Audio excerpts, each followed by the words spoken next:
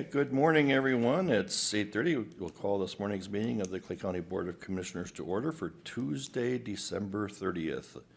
Our first item is the approval of the agenda. Offer an approval of the agenda. I will second that. All right, motion by Commissioner Mojo, second by Commissioner Bear. Any further discussion on the motion? Any further discussion? Seeing none, all in favor signify by saying aye. Aye. Opposed, the same sign. Motion carried. Citizens to be heard. I see we have no citizens in the audience to be heard. James is here on business. Anybody online? Nobody All right, online. Thank you. We will then move on to the approval of bills and vouchers. Mr. Chair, I move we approve the payment of the bills and vouchers. I'll second that. Thank you. Motion by Commissioner Ebinger, second by Commissioner Bear. Any further discussion? Any further discussion? Seeing none, all in favor signify by saying aye. Aye. Aye. Opposed, the same sign. Motion carried. Approval of minutes from December 16th. Mr. Chair, I'll make a motion to approve the minutes. Second. Motion by Commissioner Bear, second by Commissioner Ebinger. Any further discussion on the motion? Any further discussion? Seeing none, all in favor signify by saying aye. Aye. Opposed, the same sign. Motion carried. All right, our 8:35 item, we have a request approved to rehire open overnight position in the CLIPS unit. Good morning, James. Good morning, Mr. Chair, Commissioners. Yes, I'm here today to request permission to rehire an open position we have in our CLIPS mail program. It's our transition program. You should have a salary calculator in your packet. The position is in our 2026 budget.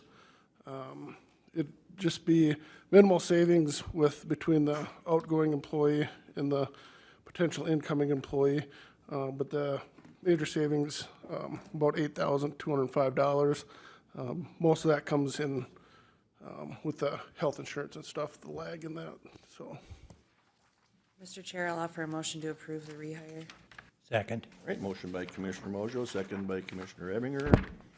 And this was brought before PIC, I believe, wasn't it? Yep, 2 weeks ago. And PIC did recommend approval as well, so. Any further questions? Are you going to need backfill? You know, I might, if they come from a different unit possibly, so, or a different county entity, then, yeah, I would request the backfill. I'll add a backfill option to my motion. Okay, does that meet your second? Yep. Sherry? All right, so the motion is to rehire with backfill. All right, any further discussion? Seeing none, all in favor signify by saying aye. Aye. Opposed, the same sign. Motion carried. Next, we have the request approval to sign the 2026 Lakeland contracts for the 30-day evaluation program for non-secure program. Yeah, our non-secure program has been running an evaluation. It's a 30-day evaluation program. It's been very popular. Lakeland's been doing the professional services for that for over 25 years.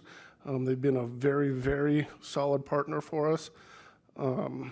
They request bare minimum, and they're requesting a 2% increase from last year's to this year's, which is very, very fair. And I'm requesting permission to sign the contracts with them for the 2% increase for 2026 for their psychiatric nurse provider, which would be psychiatric meds, which is it's gold nowadays, licensed psychologist, and coordinated assessments. So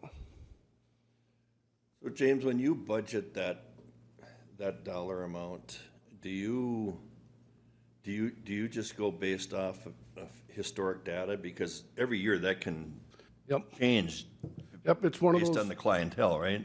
Yep, so like when I budget for this in the 2026 budget, I go on what previously they've requested, and I basically take a very good educated guess on what the increase, and they came in with a 2% request, which I think is very fair. So in your non-secure budget, what was the line item for this in 2025, the total amount? For this one specifically, I did the math I don't have the total amount line item on it, but I did the math between last year's contract and this year's contract, between the two, and it's 2%. Yeah, I'm just curious, 2%. Oh, the actual hard solid number, 52,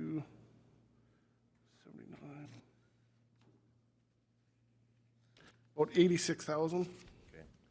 That's, is that a pretty average annual amount, other than the increases that we have for? Yes, yeah, it's right in line with, what the services we need them to provide in our non-secure unit for that.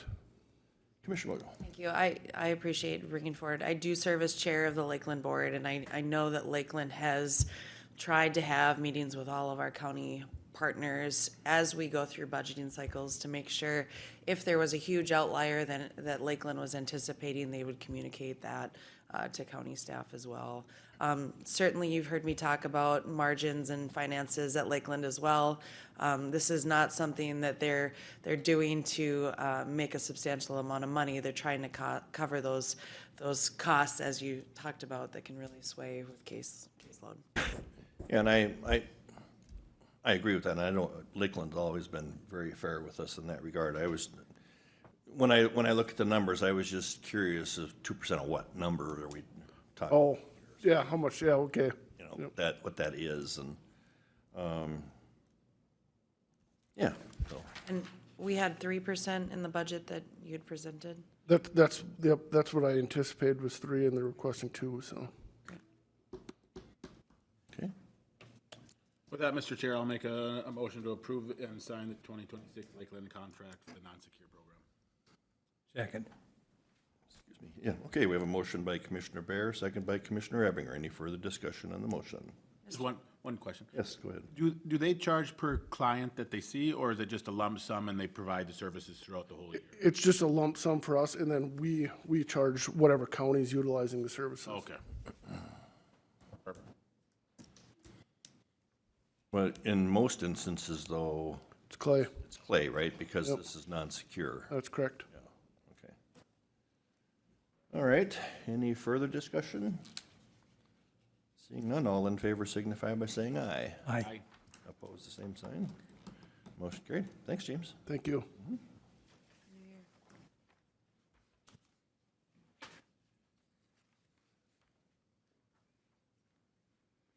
All right, next we have a request approval to hire 2 registered nurse positions for withdrawal management detox facility. Good morning, Troy. Good morning, Mr. Chair, Commissioners. Yes, today I'm here to request, if some of you haven't met, this is Andrew Lowy, he's my RN supervisor. And we are here to request 2 RN positions. We went to pick on the 16th, and now we are here requesting permission to hire these 2 nurses. These are budgeted positions. We've had them in our budget prior to moving to the new facility as a need for the facility. So these 2 RNs should make things run a lot smoother. We've been running into a position where sometimes we are only ending up with 1 nurse on duty. If that nurse would have called in, we'd lose all our revenue for that day. You have to have nurses to be able to charge for withdrawal management. And we had this discussion at PIC, we had fairly lengthy conversation, but in the part about losing that was the one issue that I had brought up to this board that I had a little concern about from our previous director had a nursing license would always be able to be covered for that purpose. And now that we don't have that, you know, there's the potential if we don't have one of these on duty, we could lose the ability to do that. So having said that, and we also had the discussion, I know you both mentioned that you have some internal people who are working on getting their RNs that would really be good candidates for this. Correct. And and we did bring up the question to you at PIC, and that was in terms of the timing, because, you know, you're budgeted for 4 RNs, right? Correct. And if you hire these 2 RNs and the people that you currently have on staff who are not, and they're working towards their RN, and if you're full with RNs, what does that do to them? Well, they wouldn't be able to work in our facility then if we don't have the RN positions. So we potentially could lose some valuable staff. You know, and that's kind of the catch-22 that you're in. I mean, you need the RNs, but now in terms of in your opening comments when you talked about the potential for losing the funding reimbursement, does an LPN qualify? An LPN would qualify. You need a nurse on duty. So as long as you can have a nurse on duty, do you have variable hour LPNs? We do. I think we have 5 of them. 2 of them live quite a distance away, so the reliability sometimes with variable hour has been tough for us.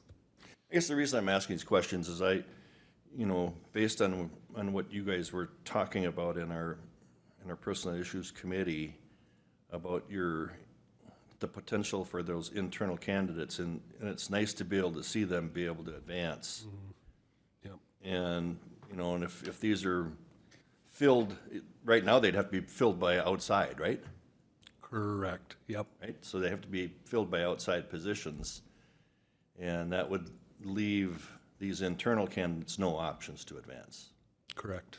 Yep. I mean, that's just, that, again, it speaks to the dilemma, but it also is concern about, are we trying to do this too fast just because of that reason that you talked about being worried about not having a nurse on staff? Yep. Or is there other ways we could look at making sure we don't have that happen? And again, have you talked with these internal candidates or potential internal candidates, this is the way I should put it, where they're at in that process of becoming RNs? I have reached out to a couple of them. I have not heard back from one. Actually, I haven't heard back from either one of them on whether they did pass their boards or not. My guess is if they would have passed their boards, they would have told me right away. I think we have one that graduates or did graduate in December, so she's going to be taking her boards too. So I figure that'll be sometime in mid-January, usually after you graduate nursing school. I know Pick, basically approved your request or your recommendation. I'm just hopeful that you maybe have a little bit of time to see if those internal candidates could potentially qualify. yeah, If they're meeting and exceeding your expectations right now. Andrew, what do you think?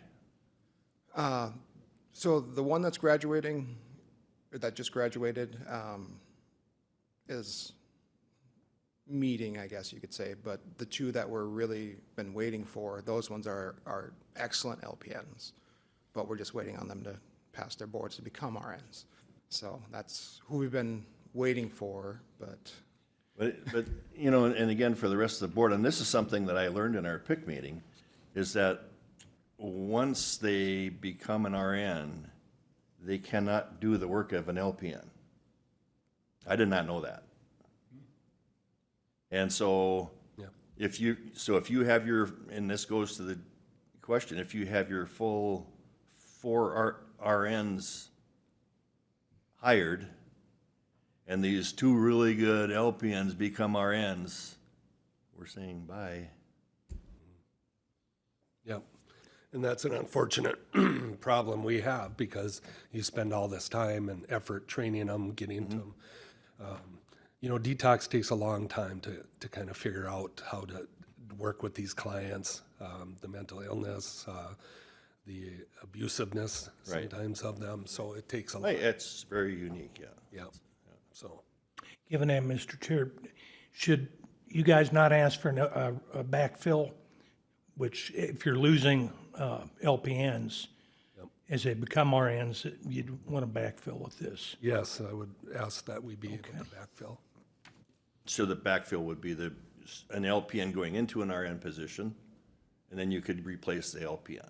We have, correct, we have some variable hour LPNs that have been looking for full-time. At least two Yeah, there's two. of them for sure that we'd be comfortable with, so. Well, I mean, I support your request here. I just strongly encourage to see about the ability to get those internal people that have been doing the good work to try to get up and fill those positions. It's a timing thing for you, Troy, and I know you're,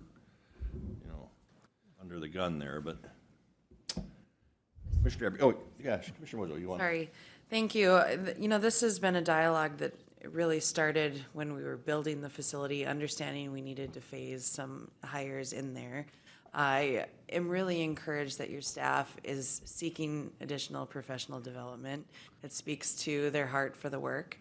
I'm someone that I'm hopeful that this will work out in terms of what we're talking about. So seems to make the most sense, but I know, as always, Troy, staffing is the delicate balance at that facility, but, the usage is enormous, and so we need to make sure we staff it. Yeah, and I've tried to offset as much as I can with variable hour staff. It's a reliability thing, So, Yeah, Mr. Chair, I'd make a motion to approve the hire of 2 RN positions for withdrawal management detox facility with backfill. I'll second that. All right, we have a motion by Commissioner Eberger, second by Commissioner Bear. Any further discussion? How many people are in there this morning? well, I didn't look at a count this morning. Or, the last couple days? I guess I haven't, the average of what have we been averaging. Yeah. So in January, we started off a little slow at 14. In November, we averaged 23 and a half. So it goes up and down so much, but I did not look at the board today. I probably should have had a number, but my guess is we were a little lower yesterday. We probably got a lot of intakes yesterday, so we're probably sitting at 18, And your capacity? 32. So, and we have hit that a couple times, so which actually surprised me, but The number Right. can fluctuate. Oh, yes, Andrew? Oh, I'll say the number can fluctuate between now and noon. We could have 28, or we could have 12. You never can anticipate what's going to happen each day. All right, any further discussion? Seeing none, all in favor signify by saying aye. Aye. Opposed, the same sign. Motion carried. All right. thank you. Thank you. I appreciate that.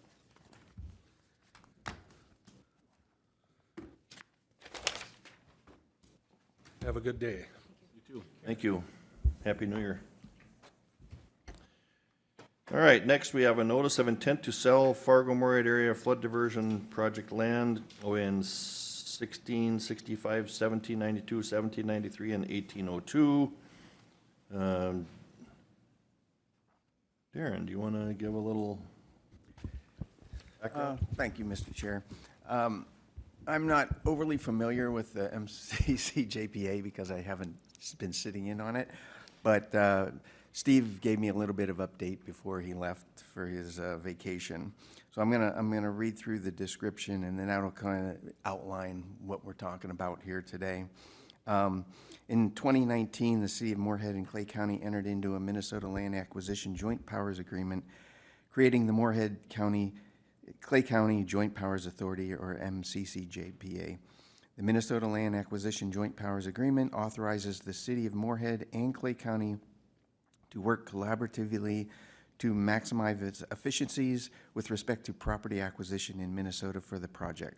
North Dakota also has a government entity, the Cass County Joint Water Resource District, that handles property acquisitions. The Metro Flood Diversion Authority, the MFDA, has adopted a policy that states it will review the inventory of real property purchased to determine if it continues to be needed to complete the Fargo-Moorhead area flood diversion project. If the land is no longer needed, it will be declared excess land by the MFDA executive director and can be made available for sale, lease, or exchange in accordance with policy. Member entities of the governing boards have the first opportunity to acquire the excess land, and entities have 30 days from the receipt of the notification to provide an intent to purchase. Excess land is located in Minnesota, OIN 1665, 1792, 1793, and 1802. The cost for those 4 properties is $111,000. The property totals 22.37 acres. And so this is allowing Clay County to buy back this property. I believe in your packet you also have a picture of the actual property. So basically, this is property that was purchased but is not going to be needed for the flood diversion project. And so they are asking if we wanted to buy that property back. And I think just a couple of things. First off, I think it's in your memo, it says that the lands director can declare it excess lands. It's actually the diversion authority that has to declare it excess lands. Yep, this came from Jason Benson Okay. on October 13th, 2025. And the $111,000 price that's there, that's based on an appraised value of $5,000 per acre. Correct. For Zone 1 property. And Zone 1 property is property that has more easements attached to it. And so that's where the 5,000 comes up with. Now, if Clay County wanted this property, I don't know that we'd have to pay $111,000 for it. I guess I've never known that was the case in the process. I know it allows all member entities to have first option. And I don't know if that means buy it or, I guess I've never, I think there's been a couple of instances where I think Cass County on the North Dakota side has taken the option, but I don't know what they've had to do in terms of paying for it. Well, I saw in the packet, they included the North Dakota properties that are also being up for sale. Right. But it really doesn't go into, it says the first, somewhere where I read the first right of refusal. I can't remember where I read that from, but. Yep. And, Well, this was, for the board's information, this was brought before the MCC JPA, and it was actually brought before the Lands Committee, and the proposal out there was to join the 4 properties as one, right.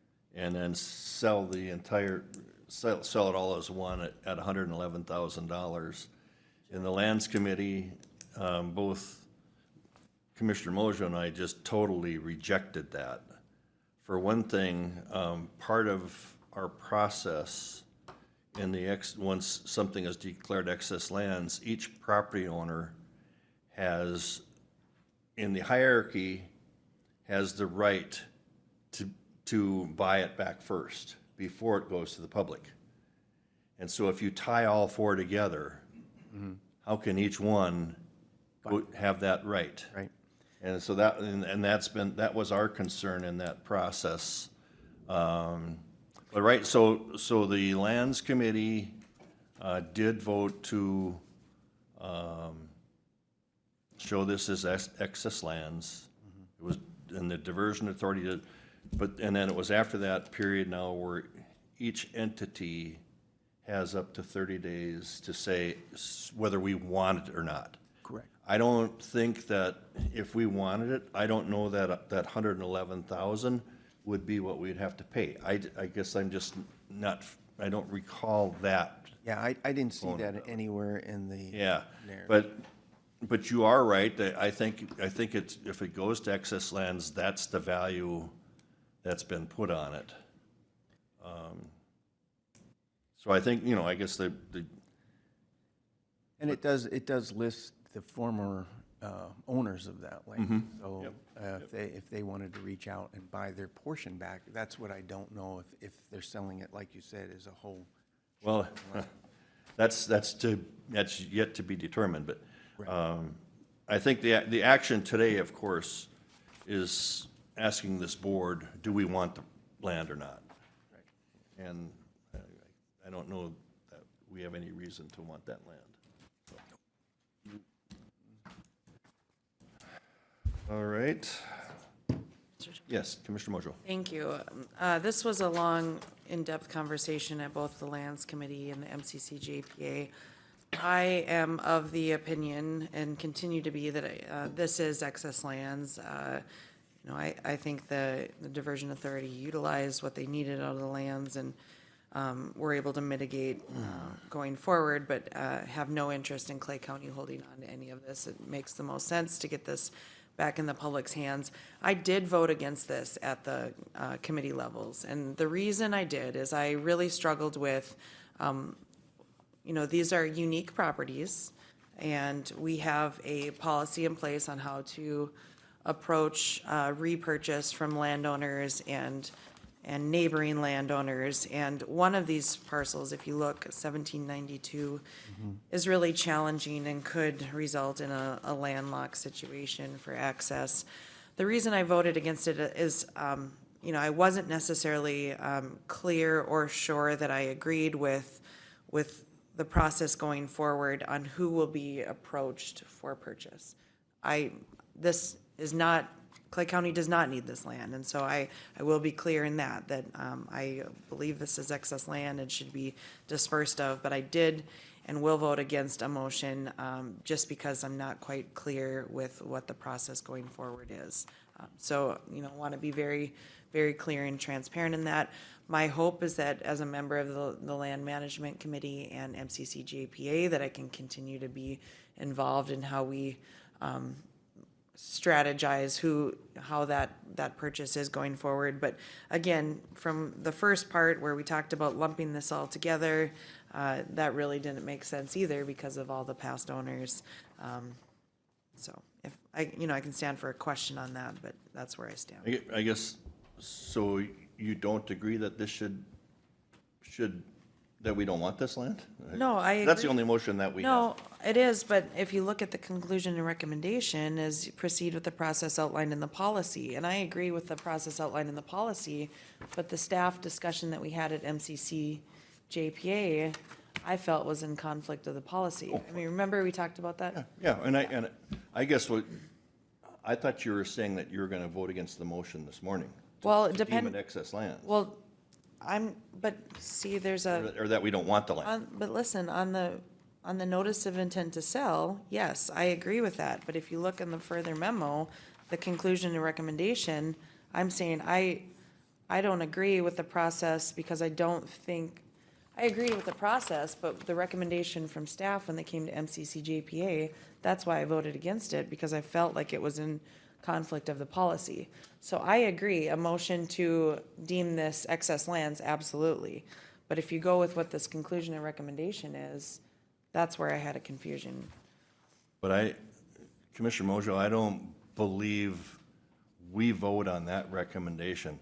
I think the vote that we're taking today is simply whether Clay County wants to accept the land or not, or acquire the land or not. That's all we're voting on today. That was my I understanding. agree with you 100% down the road, and I will have the same vote as you Right. when it comes to that. So I just want to make sure that what we're dealing with today is just, does Clay County want this land or not? The answer should be yes or no. Right. I'm just saying that there's a conflict in the memo. Yeah, okay. In the introduction, the memo says as a recommendation that the excess land and begin the process to dispose of the properties. Yes. But later on, when they talk about that, that's where staff had to conclude. So if a motion included those steps, that's where I would vote against it. But the motion to just declare excess, yes. Yeah, and it's, I mean, in terms of, it's not even to vote that it's excess. It's whether we want it or not, because the Diversion Authority has the power They already to deemed it as determine excess. if it's excess lands or not. not this board. Our sole purpose today, do we want the land or not? Correct. And I think we're in agreement that we don't want the land. But we do agree, and this is for another day, that we need to follow the excess lands policy. Right. And Commissioner Mojo is correct that in this memorandum, it really doesn't follow the policy. And that, I think that's where the concern is, but that'll be an argument for another day, so. And I appreciate that. I felt, as someone who in the last 10 days has voted against those, both committee levels, felt it was important for the record to show that I was concerned and frustrated, rather, with how that would have looked. Very good. Commissioner Ebinger. Yeah, Mr. Chair, I'll make a motion that the properties described be declared excess land and that Clay County indicate we do not wish to exercise the right to buy it. Does that address? Well, I guess we're not even asking this board to deem it excess lands because it's already been done. Okay. We We simply decline to make a purchase of it. we decline the offer to purchase it. Land. Is that your motion? Yes. All right. Is there a second to that motion? I'll second it with the spell out of 1665, 1792, 1793, and 1802 as the four parcels. Okay. All right. Are we clear? Sarah, you got that? Okay. All right. Any further discussion? Any further discussion? Seeing none, all in favor signify by saying aye. Aye. Opposed, the same sign.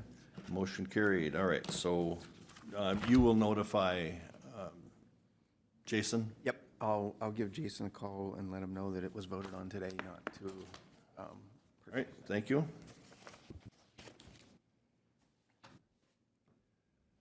All right, next we have the review of the Clay County Board of Commissioners Committee assignments for 2026. This is obviously just a period for each of us to look at the committees that we have. I think we've noted the one change that per policy that we have is that Commissioner Ebinger will go off of the Personnel Issues Committee, and Commissioner Mojo will be on it as next year's chair. And then I will remain on it as the past chair. And I believe audit does the same. And that is also that's also the same, yes, Audit Committee. Mr. Chair? Yes. In edits to mine, I am no longer chair of AMC Extension, so just clear Okay. that piece. And I believe the AMC Tax Forfeiture Work Group and the AMC Subcommittee on Taxes and State Property is no longer meeting, so we can take those off. And then the only clarifying piece is Commissioner Campbell and I work on the flood mitigation legislation. And since the PRTF legislation is noted in mine with Commissioner Krabenoft, I feel like, we're meeting on that and we've taken action as a board on that. Just need to add that to both Commissioner Campbell and I. Yeah, and I think that might be good to clarify that. I think we've both been pretty much reporting that under the Chamber Public Policy Committee. I agree, but then do you want me to take the PRTF legislation and add that to the chamber? Because we still do flood work without the chamber. Yeah, and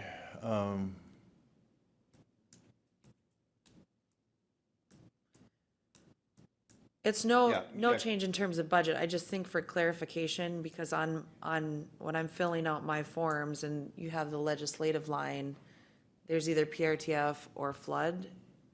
I feel like that. yeah, maybe then we can just add the flood one. I've been because all of those committees has been the involvement with the chambers. That's why I've used that one. But I think to clarify that, it might be good then to just have the flood Legislation. legislative. Because Administration. are our two priorities, so it kind of coincides with our priorities as well, so. And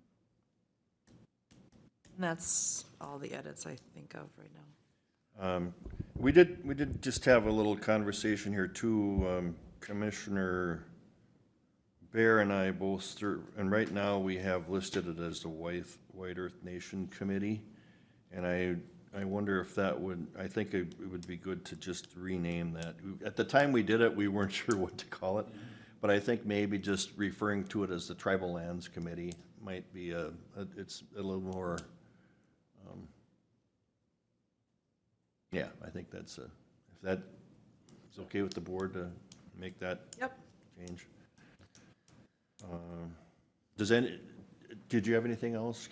So, Commissioner Mojo, I know when you go down and attend AMC now as a new director, board member, those expenses are paid for by AMC, right?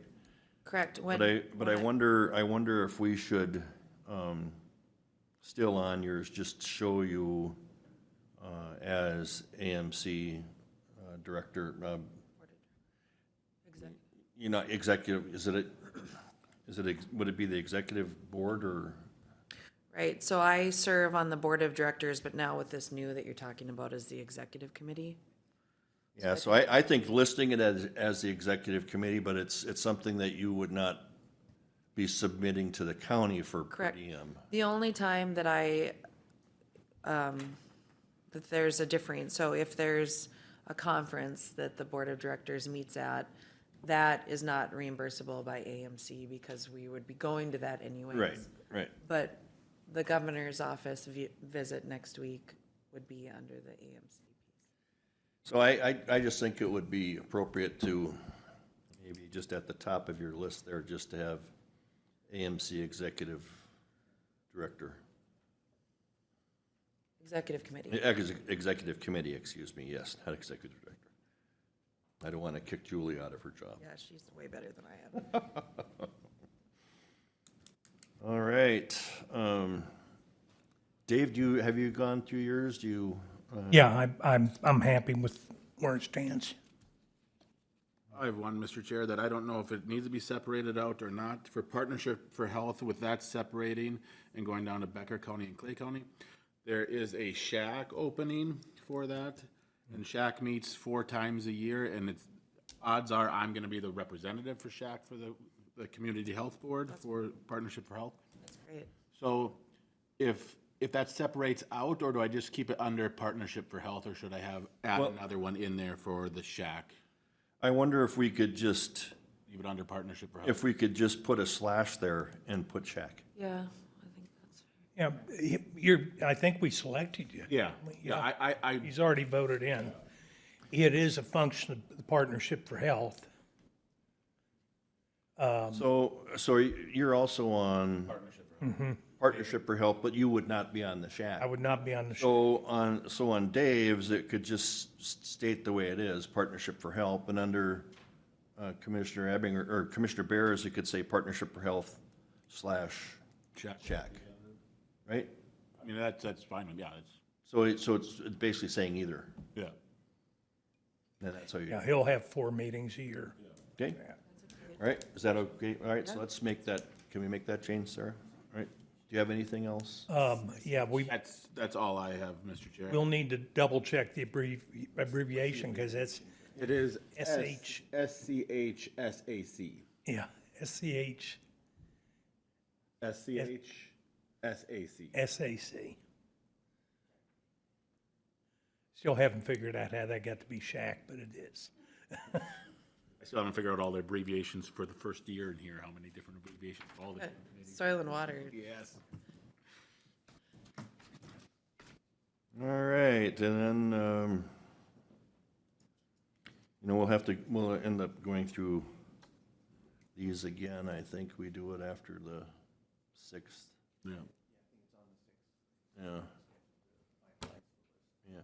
Now, were there a couple of them that we had to do a formal deal on by the 31st?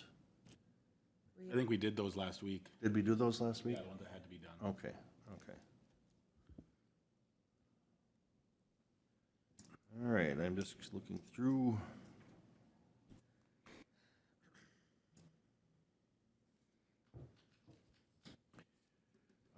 The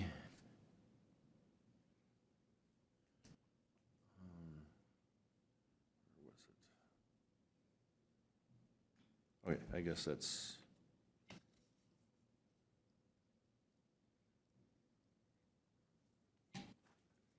I think we're pretty much done for a while now, but I mean, we still have to keep them on some of these committees for in the future, but I believe we're somewhat done now with the development code and comprehensive plan. I think those are something that's Taken care of.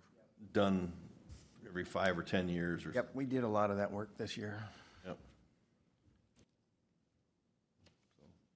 All right, so I don't know if we have anything else for that today. We'll certainly hear from Commissioner Krabanoff on the 6th then with any changes that he may have. If there's anything else we need to add, we can be bringing it up then on the 6th. All right, we'll move into our committee reports, and I'm going to start with Commissioner Ebinger. Have no reports. Didn't have any meetings last It'll week. be short today. Commissioner Mojo, A report. Commissioner Bear. Yes, I have one. You and I have the same one, Same don't we? one. So I'll keep it brief and let you fill it in. Okay, perfect. So we had, what did we have? We had West Central Regional Water District yesterday. It was pretty much a Zoom meeting. Only one commissioner made it up to Halsted, and that would be our own Commissioner Campbell. Treasured the roads up there to Halsted. They were perfect. They were perfect. I was busy moving snow all morning, so I figured you were busy.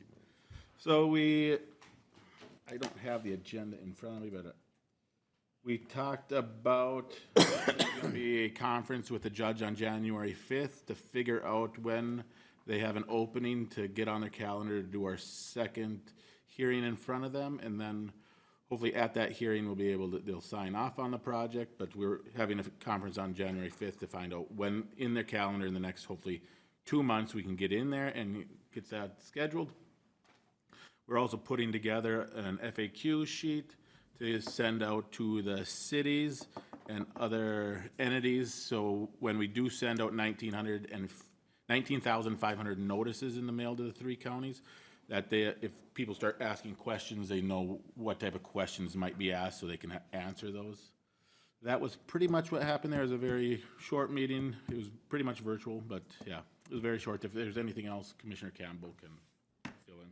All right, yeah, and I think that pretty much did it. We always continue to have conversations about the funding, and of course, the funding that the counties have provided, it's pretty much all used up. As a matter of fact, I think there's $20-some thousand reserved for this mailing that we have to do for the courts for the 19,000 that Commissioner Bear talked about. We do have, I'm guessing it's, and I don't have the exact numbers in front of me, but I'm guessing we have upwards of $50,000 now in services between legal and engineering that they're holding bills for because we have not received our federal appropriation yet that's supposed to help pay for those things. So I'm a little bit concerned about how long we've been waiting for those funds and how long we can expect somebody who's worked on our behalf to go without being paid. So that's a little bit concerning. But so far, they've been willing to do that, knowing that those funds are coming, so. You know, that's a partnership with 3 counties, and we have had a commissioner from Wilkin County reach out to us, and he was present virtually yesterday too, and they're interested in knowing what we're doing. They have some water quality issues in Wilkin County as well, and they're looking at more of right now a small area that they're working on in terms of a potential need, but they're also wondering if it wouldn't be in their best interest to look countywide at things there too, and the potential of them maybe joining up with us. So we brought that up with our board members yesterday, and there seemed to be a lot of agreement that, if it works out after we get through this process, and we could amend that partnership to include them if they wanted to, that we're more than willing to look at that. So I think, again, when you're dealing with a regional project, you have more opportunities to get your state and federal funding, which we're gonna need if this project is gonna be successful. I think that's pretty much it for that. Darren, do you have anything for us today? Just a few things. On December 23rd, I had a phone call with Josh Hagan regarding our ongoing negotiations. Also had a phone call with Dan Higlin from the Extra regarding our early retirement program. Speaking of which, we've had one person so far take that opportunity, and we have another one that is kind of reviewing and trying to set dates. Also on the 23rd, I had a phone call with Stacy from Roselle County. We're trying to help them out with their paid leave and no taxes on overtime as well. Took some vacation from the 24th to the 28th. Yesterday, I reviewed some grids and imported and the import for our 2026 wages, which will be happening shortly in the next couple of days. Just as a reminder, Minnesota paid leave starts on Thursday. The intergovernmental retreat is January 30th. I think that was sent out yesterday, so make sure you let Sarah know if you're going to be attending that. And I'm going to bring a negotiations update to you guys on the 6th, so we'll have a closed session for that. And Right. that concludes it. In that early incentive thing, I think we did have a June 30th time period on that, so when we did that, I didn't expect that we'd have people jumping at it in terms of doing it by December 31st. No, and I kind of told Dan Hagelin the exact same thing. I said, we may get more at the start of the new year. Right. I didn't expect a ton of people. I think I said, give me a call back on June 30th and we can maybe. There you go. That's, So, Yep. yeah. Sarah, do you have anything for us today?